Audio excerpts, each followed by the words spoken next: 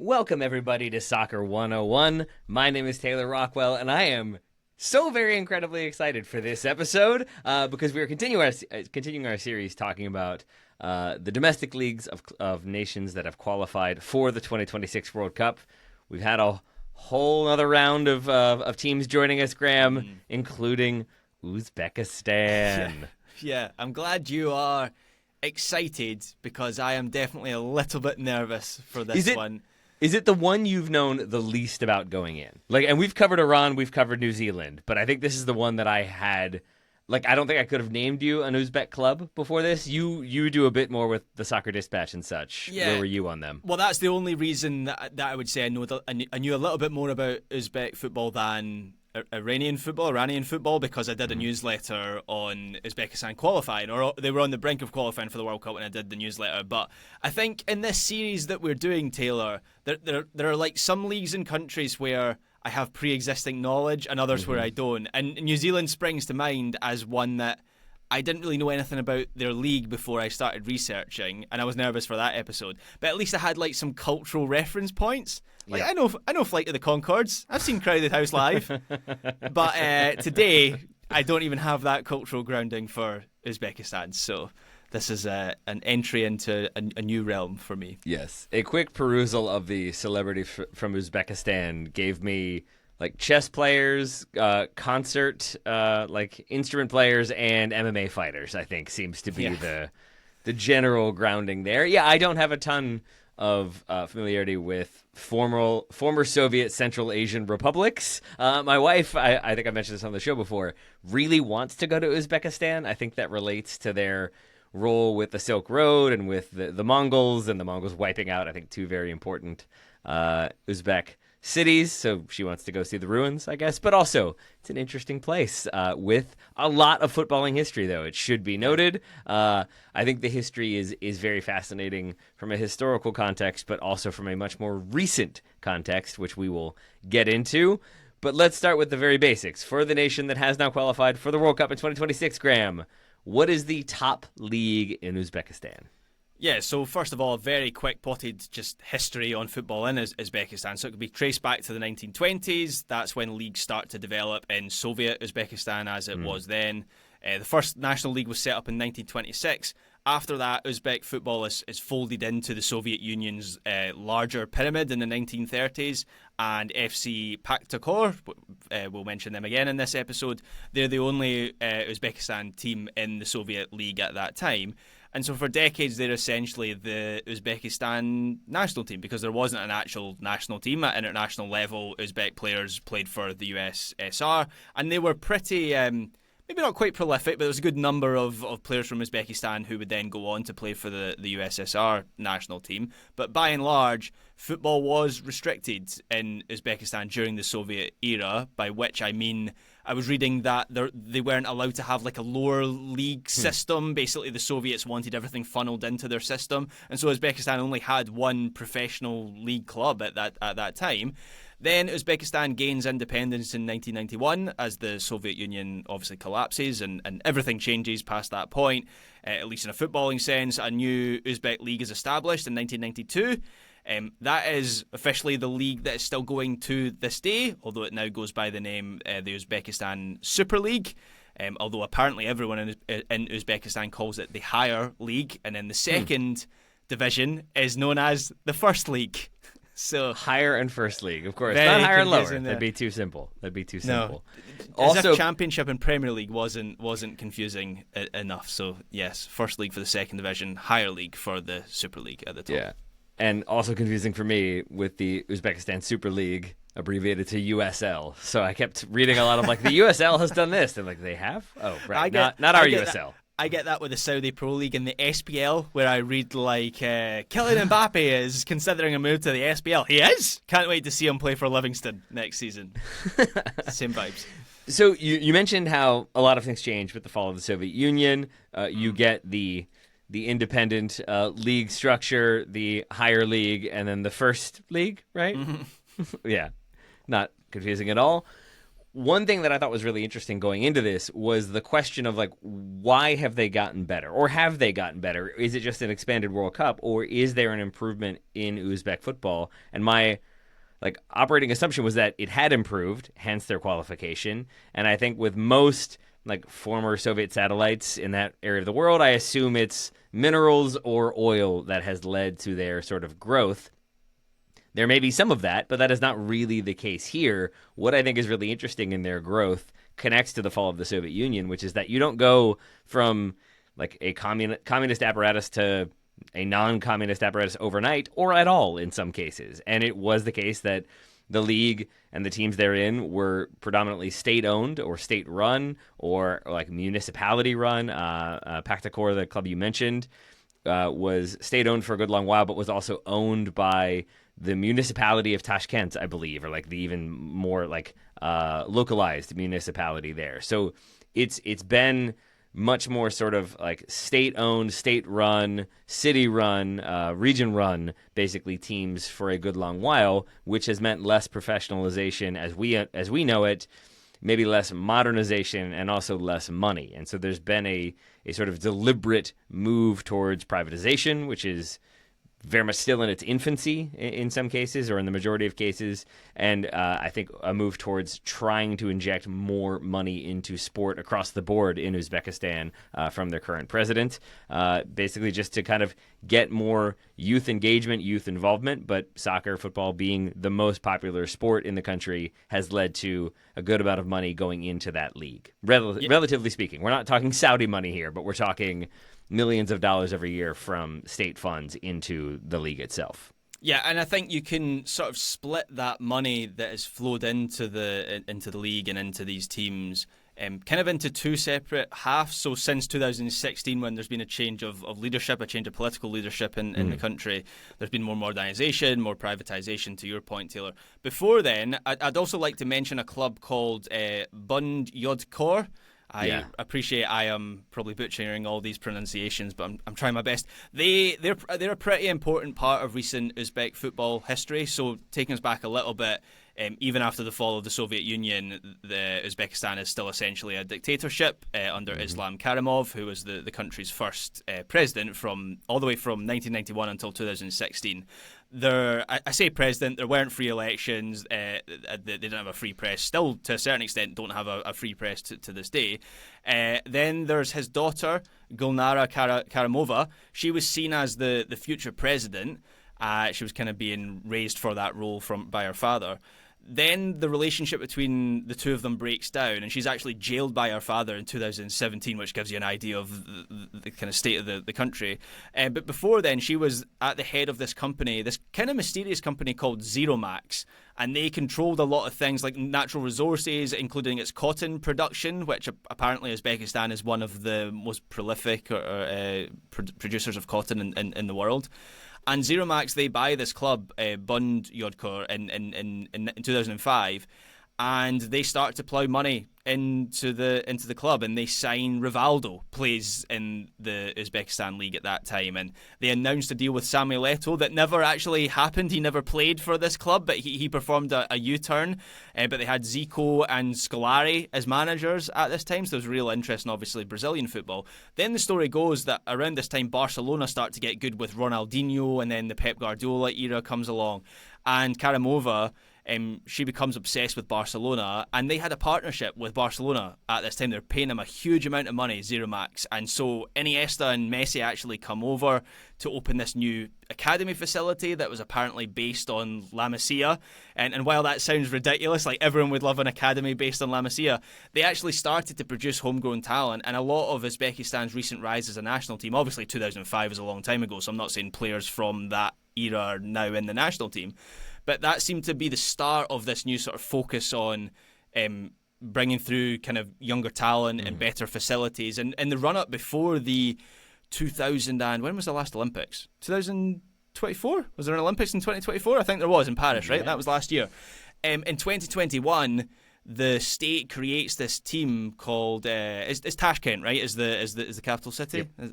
Olympic Tashkent is the team that they create in 2021, and this team is purely created to get the national team players together, very Team USA before the 1994 World Cup, and they put them in the league. They were a league team for 3 seasons in the Uzbekistan Super League, and I think that just indicates how, yes, there is money coming into this league, but it feels different to the Saudi Pro League or the Chinese Super League, where it's like, let's get big names. It seems to be, let's build out the sort of infrastructure of the country as a football nation. And we're now seeing that in the rise of the national team, who comfortably qualified for this World Cup. Obviously, this is an expanded World Cup we're going to have next year, but they haven't snuck in through the back door of one of these expansion places. They would have qualified for the last World Cup before it went to 48 teams.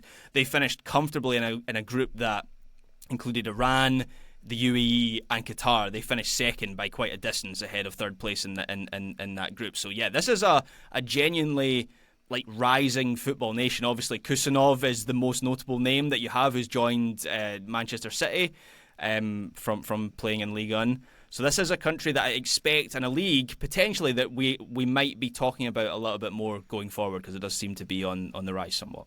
I mean, somewhat there, I think, would be the operative phrasing for me, because I would maybe not going to be on Weekend Review anytime soon, but like I would say, like we've talked about the Iranian league before. I'm inclined to say it's probably below the Iranian league in terms of quality and expenditure, and there's some comparison there too, because you have a lot of state control with the Iranian Pro League or the Gulf Pro League. I forget what it was called, but I knew there were political ramifications to it, so we should remember.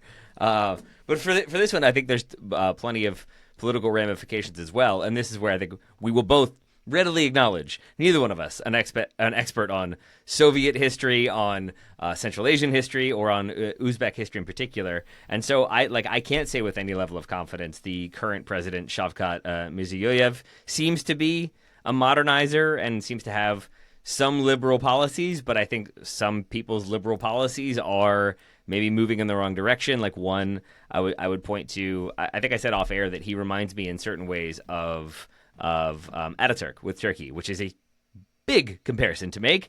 But Mirziyoyev is I think very like adamant that the language be shifted towards, or like officially shifted towards, a Roman alphabet. So having a more like Western facing alphabet and language requires rewriting a lot of the language and rewriting a lot of the basically the way the structures work and such. So there's a lot of, I think, attempts at modernization and attempts at change, but it's always kind of murky, I think, with, is this for like the greater good to truly bring about more modern ideas, or is there something else going on? Because we are still talking about a nation that I think is in the like global press freedom index like 148th out of 180 countries, which puts them ahead of Russia and China. So there's that, but not necessarily high up in those rankings. So it's a confusing situation, and I think that is often the case with a former Soviet state that is attempting to kind of navigate on its own.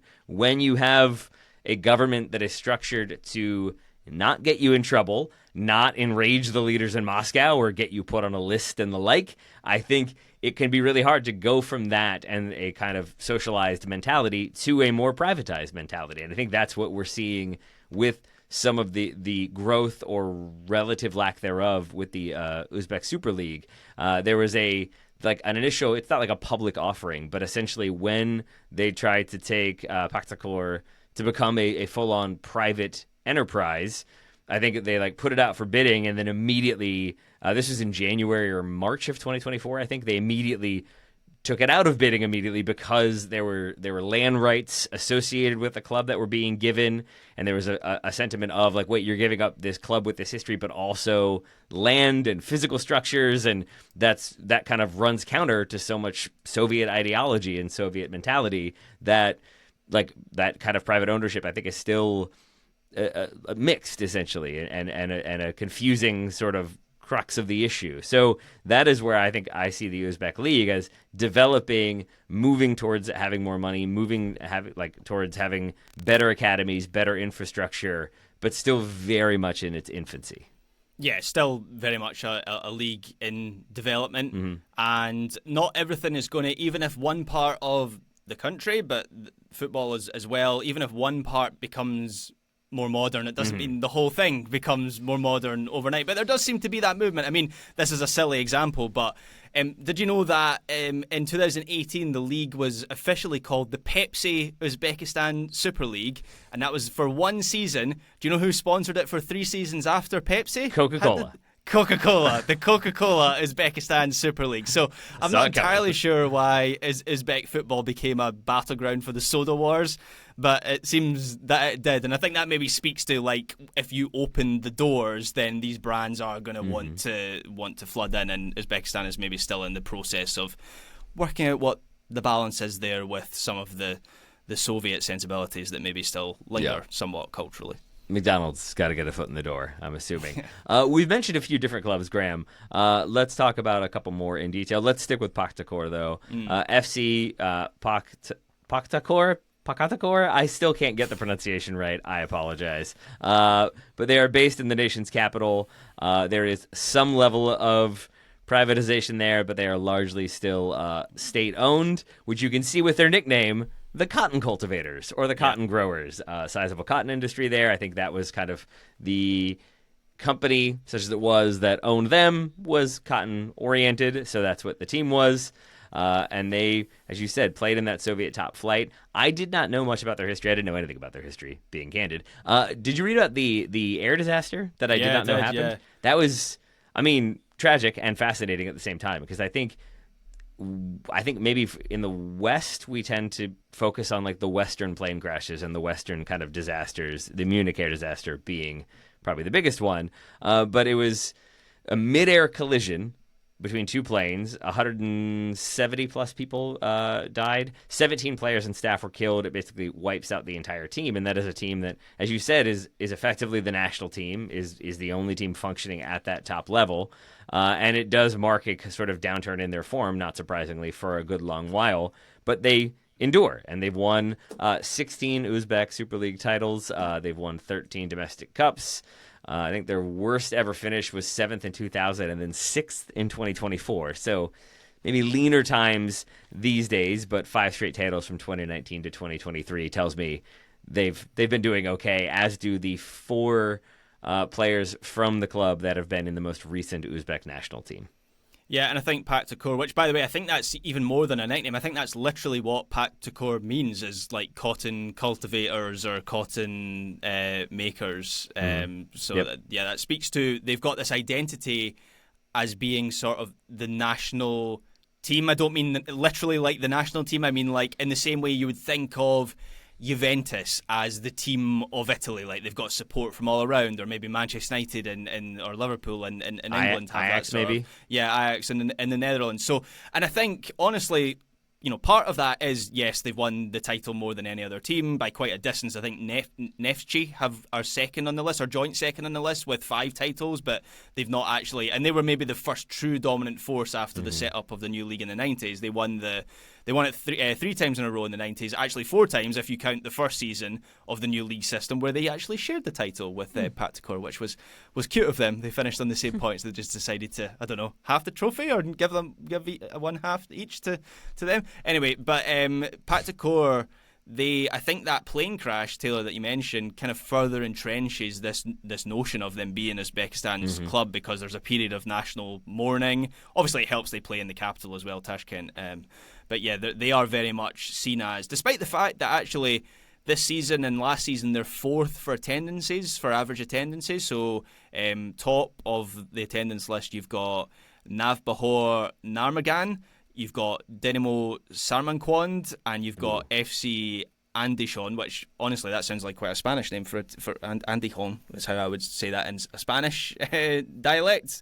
Probably not how you pronounce it in Uzbek. But Neftchi are up there around the 10,000 fan mark as well. But actually, Paktakor are down around 8,000 the last few seasons. But nonetheless, they are very much seen as kind of like the predominant cultural force in Uzbek football. I'm always surprised when you still have a Dinamo team in a former Soviet state. I guess I shouldn't be, but that usually signifies that they were the team of the KGB, right? So yeah, it's like different. They're the KGB team, and then there's Lokomotiv as the team of the railways, right? Course, And there is yeah. a Lokomotiv in at the Uzbekistan. I'm going Super off League, of so. I'm going off Russia, where I think, and then CSKA is the team of the military. Yeah. So any like CS team tends to be the military, I think. So again, yeah, some interesting historical connections there. Graham, what are some other clubs? So we've talked about Paktakor at relative length, but I think they deserve it for the history and success they have had, and they continue to have. I think some of that downturn, I should note, is in terms of attendance, in terms of performance, relates to the move towards privatization. Basically, in January 2020, several clubs, including Paktakor and Lokomotiv and Dinamo, had their state-owned shares transferred to the State Assets Management Agency, which was meant to prepare them for privatization. In March of 2023, there's a presidential decree that confirms they are going to explicitly target 13 different clubs for future sale. There are a lot of specifications as to what you have to do if you're going to buy. And so it's definitely with an eye towards, we're not just trying to have somebody take us over and become a Red Bull team or take us over and not care, but now you own this thing. We take a lot of pride in our football clubs. They have a ton of history. We want to make sure the person taking them over will share that pride and that history. And so there are requirements for stadium improvements, infrastructure improvements, improvements in the areas, the municipalities where those teams play. There's requirements for youth development and academy facilities. And so there is, in my mind, it feels like a very good faith effort and intentional effort towards creating privatization that does truly benefit like the population, the youths who want to play football in the country. And Paktakor, I feel like, is kind of the, so to speak, guinea pig for this move. And so when there is uncertainty about who's going to take over, what's the situation going to be, how well is it going to work, is it going to work at all, that might explain some of the turbulence in their form, though still quite good, still quite important to the national team. But with all that said, Graham, any other teams that you would like to mention? Yeah, well, Nasaf Karshi are the current reigning champions. They won the title last season. They are currently top of the Uzbekistan Super League. This season, we should mention, the season runs from March until November. So at the time of recording, we're kind of midway. In fact, we're exactly midway through the season. There's 30 games. There's 16 teams. They play each other home and away. So 30 games in total. We're 15 games through the season. And Nasaf Karshi are sitting top of the table as we record. I tried to overlay. So you mentioned the Iranian, what's it called? The Persian Gulf Pro League or whatever it is. A long time since we did that episode. I tried to overlay that league in the Opta team rankings to try and get a sense for how good these teams are. So Nasaf Karshi, they are currently ranked by Opta as the 723rd best team in the world. Then they have Shortan as the worst team in the Uzbekistan Super League. They're ranked 2,868 in the world. So that's quite a wide variance. I tried to overlay some US teams for a comparison. So Opta had Nasaf as better than DC United, but they were the only MLS team that they were that were below them. Woo! Good job, DC. Good job. Other than that, USL Championships seemed to be the closest overlay, according to Opta. Not perfect. There was a few teams in the Uzbekistan Super League who were a little bit lower. When I put some League One teams in there, then all of a sudden that kind of panned out. So, but the closest I could come to a comparison I could make in terms of an American league was the USL Championship. As I say, I then overlaid some Persian Gulf League teams. So Nasaf, they ranked 5th in that list. But otherwise, the Uzbek teams, they ranked quite low. So I think in Asian terms, they're some way off the best leagues in terms of like Iran and Japan and the K-League and South Korea as well. But they aren't quite at the bottom tier where you'd maybe have like India or Singapore. They're ahead of Singapore, not quite at the level of like China, but that's kind of where I would place looking at the quality of the teams. I mean, Paktakor, they made it to the last 16 of the AFC Champions League last season, where they lost to Al Hilal of Saudi Arabia 4-1 on aggregate. They actually won the first leg 1-0. Yeah, okay, they lost the second one 4-0. That's quite a heavy defeat, but I still would argue that that's when you look at the talent that Al Hilal have, the team that we watched in the Club World Cup, that's not an absolute disgrace for them to be beaten over 2 legs by that margin. I mean, we're talking about a nation that, like, if they were in UEFA, they would be like Kazakhstan probably, right? Or maybe not even at that level in terms of never qualifying for a competition, like maybe getting a draw here and there, maybe getting a win here and there. But I think because they're in the AFC, that is a weaker confederation. There is more opportunity there. And so I think that benefits them in the long term because I think a little bit more investment goes a longer way and you can see the benefits accordingly. I don't think they would have qualified for the World Cup out of UEFA for sure. No. But in the AFC, they have. So credit to them. Yeah, I mean, look, I'm not an expert on... Well, I wasn't an expert on Uzbekistan football until 24 now hours you know ago. It all. And I'm definitely not an expert on Kazakhstan. I think they're maybe slightly better than Kazakhstan, but I take your broad point. Yeah, they would largely struggle in UEFA qualifying, I think. But they didn't. Instead, they didn't struggle in the AFC qualifying. They will be at the World Cup. And I think, again, it's an interesting one, Graham, because you have certain players like Kustanov, you mentioned him, playing in better leagues in Europe. You have a good amount of players. I think it was 5 from their most recent team are playing in Iran. There seems to be like strong connections, footballing wise, maybe geopolitically as well, between Iran and Uzbekistan, and between the UAE and Uzbekistan. You have a good number of players playing there as well. And to me, that is because like maybe the quality is better there. There's certainly going to be more money on offer in the UAE. But I do wonder if, as there's more money put into the domestic side of things, if there will be more of a focus on developing talent and then keeping that talent within the league. And I think that benefits them in the long run, because though you don't get kind of the experience of the international game and more players playing abroad, I think long term, that's probably the goal. Short term, I think the more better players you have playing domestically, the better. The more that domestic league increases and the more resources there are, the better the quality will be, the more interest there will be. And I think the more you can then kind of start to shape yourself for a run in the Asian Champions League, which is where Paktakor, I think, have been runners-up twice, and none of those were particularly recent. And other than that, there haven't really been any successes on that front. And again, I think that kind of shows you where these teams are, where their organizations are, relatively speaking, to their competitors in Asia. Yeah, the concern with the Champions League, the AFC Champions League, and we've spoken about this fairly recently, is that seems to just becoming... the Saudi teams are becoming more and more dominant in that competition. I think 3 of the 4 semi-finalists this year were Saudi teams. It's a Saudi team that ends up winning it. They've got this new format where they have like a finals series of the quarterfinals, semi-finals and final in one single country. You'll never guess what country this that hosted the first new format finals this season. Yeah, it was Saudi Arabia. No. So that's going to be difficult for Uzbek teams to make any sort of like profound impact on that competition. But there is a real groundswell of youth talent coming through in Uzbek football, and that's the really encouraging thing. Is they've qualified for their first ever World Cup. There's a sense they might get better from this point. They reached the final of the U23 Asian Cup last year. They won the U17 Asian Cup earlier this year when they were absolutely not the favourites to do so.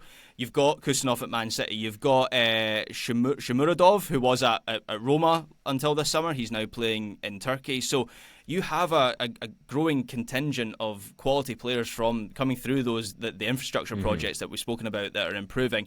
And look, scouting maybe it should be more developed than this scouting, but it is a fact of football. I stand by it being a fact that once you have a Kusanov or once you have a Samorodov, they're going to look more closely at Uzbekistan. They're going to look at those teams that are winning the U17 Asian Cup tournaments and the U23 Asian Cup tournaments. And there's going to be more of those players who are given a pathway to European soccer, to the strongest leagues in Asia as well. Maybe there's a pathway to the Saudi Pro League for some of these players as well. So yeah, I think it's a really encouraging time for Uzbekistan football in general, not just the league. I think Kusanov is a little bit of an outlier, right? Because I don't think he's ever actually playing in Uzbekistan, aside from maybe at like youth levels. He's with Bunyodkor. Yeah, he's part of that sort of La Masia academy thing that I was talking about earlier. But yeah, I think he moves. He goes to Belarus at like 17. And so he's never played senior football in Uzbekistan. But I would argue, with spending 10 years of his youth development, he's very much a product still of the country. Yeah, sorry, I cut my point. short there, just to say like he is a slight outlier in my mind. But when you look at the rest of the team, like you mentioned, Shomarudov, who's 30 years old, he seems to be kind of par for the course for the national team. Of you have a lot of 30 and 30 plus players within that national team with a lot of appearances. And then you have a lot of like 21 and 22-year-olds coming through. And in some of their most recent call-ups, it is almost entirely 24, 23, 22, 21, 20-year-old players kind of like filling out that roster. And so to your point, I think it's a team that kind of like historically needed there to be one good player that could maybe elevate and make a difference. And it does feel like they're moving towards more quality across the board to make a stronger national team. So I completely agree with you. I think it's a national team that we should assume will continue to improve and will continue to qualify for tournaments and ideally look good while doing it. They're going to be fun. They're going to be interesting because I think no one will know anything about them. Everybody will write them off as being like, one of the worst teams. And I still think they could spring some surprises. I think at the very least, they will be akin to like maybe Georgia at the last Euros, or Romania in terms of just like intensity of play. They'll spring some surprises. They'll have some good technical ability with a few of their players. They will be a fun team to watch for the neutrals, even if they are not good to watch at the same time. I think the Georgia comparison is absolutely perfect. I can't remember. It mustn't have been our prediction show. That would have been too early. But I'm sure I kind of tipped Uzbekistan to be like a surprise package at the World Cup. By which I mean they'll get out of the group and then to a knockout round. I don't expect them to be like a dark horse or anything. But one player who I think is on the brink of a big move, maybe even this summer, is this name. I'll try my best. Abosbek Fayzuliev. Who plays for CSKA Moscow or CSKA Moscow, however you want to say that. He is apparently going to Turkey along with everyone else this summer with Marcus Rashford and Marco Asensio and John Duran and Victor Osimhen. He is apparently going to Başakşehir, Istanbul Başakşehir. If you want me to make it easier for you, just Istanbul BB will make your life easier. There we go. That's one of the ones that I feel like I've got a grasp on. The others I've got no clue. At least Erdogan's team. They at least it's one of the ones that has like both of the S's have the hook, so they become shuz. Because if you have like Başakşehir, that gets really confusing. Oh man, yeah. Gençler Birliği is still the most confusing one, I think, for most folks. But Istanbul BB, that's easy enough, and that is an interesting move. And that's a good league for players to move to. He is Fayzuliev. He's a winger as well. So I'm not expecting him to be quite on the level of like Kvaradona for Georgia. That's a bit too much. But he's the sort of player, if they have the solid foundation at the World Cup next year, which I think they will have, then he's the difference maker who could maybe actually win them some games in the final third. So he's one to keep an eye on. And so you do have foreign clubs very much represented within the national team. We've talked about Turkey, talked about Iran, UAE, but I think it's still very safe to say that the Uzbek league itself, be it the Super League or the First League, have done a lot in shaping the national team and kind of preparing them to be on the global stage, which they will be at the World Cup. So it's a credit to the league. It's a credit to the individual teams. Maybe Dinamo needs a rebrand, but everybody else is fine. Yeah, Red Bull. I've forgotten what their location name was. Yeah, Red Bull Uzbekistan. Sure, FC should work. And Timur Kapadze is the manager of the national team. He made over 100 appearances for Uzbekistan himself and played for Paktakor and Buyutkor both. So he's got and Neftchi as well. So he's got plenty of experience with the league along the way. So. An interesting national team, an interesting nation as a whole. One that I'll go to. I'm excited. Tashkent on the Silk Road. Got a lot of interesting architecture. I found myself Googling pictures of Tashkent and trying to figure out how safe and enjoyable that experience would be. And it sounds like relatively safe and mostly enjoyable. So, Graham, maybe while you all are covering the World Cup, I'll be in Uzbekistan. Okay, I won't sure. be. Are we? Is there Disneyland there? Because that will decide whether or not it makes it onto my list of holiday destinations. Give it time. I mean, Coke and Pepsi are already there. A couple more years, and I'm sure they'll be right in there. That's how that trend goes, yeah. Give it 20 years. So they will be at the World Cup. You're predicting them to get out of the group. I mean, that's difficult without knowing what group they'll be in. But, you already did. Yeah, sure, why not? Yeah, they'll be the Georgia of the World Cup. And does that require Kusanov to stop making horrendous mistakes when he plays for Manchester City? It really requires him to get a loan somewhere and get a little bit more experience under his belt, doesn't it? It requires him to get his... see, the thing is, he had surgery before he joined Man City, and what happened was his left foot got transplanted onto his right foot and vice versa, and so they need to shift that back. So if that happens, then he's got a shot. There we go. All right, well, Graham Ruthven, thank you for taking the time to become the Uzbek expert we knew you could be. I've really enjoyed this one. Thank you, Taylor Rockwell. I have as well, and like this is I think the beauty of this series is like I can't imagine there are many listeners. I know I certainly didn't know much about the Uzbekistan Super League. I can't imagine there's many listeners who have knowledge of that domestic league, and so it's just an opportunity with these countries qualified from the World Cup to shine a spotlight on them, and I hope we have in some way imparted some insight on that. It's very cliche to talk about like how soccer is the universal language, but to me it has been. It's a way you can immediately have conversations with people by talking about football or their clubs when you go to different countries. And I think it so often also provides an insight into the structure of the country. Istanbul is a good example of that, where the 3 best supported clubs around the country are all in one city, which isn't even the capital of that country. And I think with Uzbekistan, the situation of the clubs, the move towards privatization, the majority being state-owned, the kind of political involvement that has gone into funding the league. There's also been some FIFA funding. We should note they received, I think, $10 million from FIFA between 2016 and 2022 for youth development. It's not that much money from FIFA, but it's something. But I think you can kind of understand then more of the political situation, more of the history of the country. So soccer also good for that one as well. Soccer is great for that. I mean, Taylor, you're a more learned man than I am, but does it ever happen where, you know, you're a family member or your wife or whoever will ask a question and you pull something out of your subconscious? And Lucy has said to me in the past, "How do you know that?" Yep. And I'll be like, "Football." Yes, I truly think it's one of the things that my wife likes the most about me are those moments where I can pull out a random story or a random anecdote that helps explain a situation.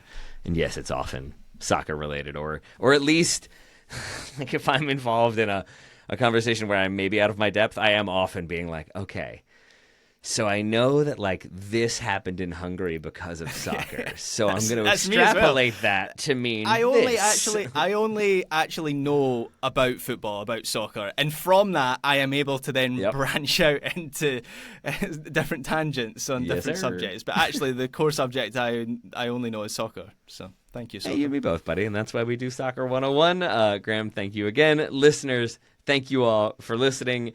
If we got anything wrong, which we did at the very least with the pronunciation, please let us know, because we want to know more about the Uzbek League and Uzbekistan soccer. Begrudging acknowledgement that an expanded World Cup means we'll get to do more of these about more countries where we don't have as much familiarity. I look forward to doing more in the future, Graham. For now, thank you all so much for listening. We'll talk to you again next week.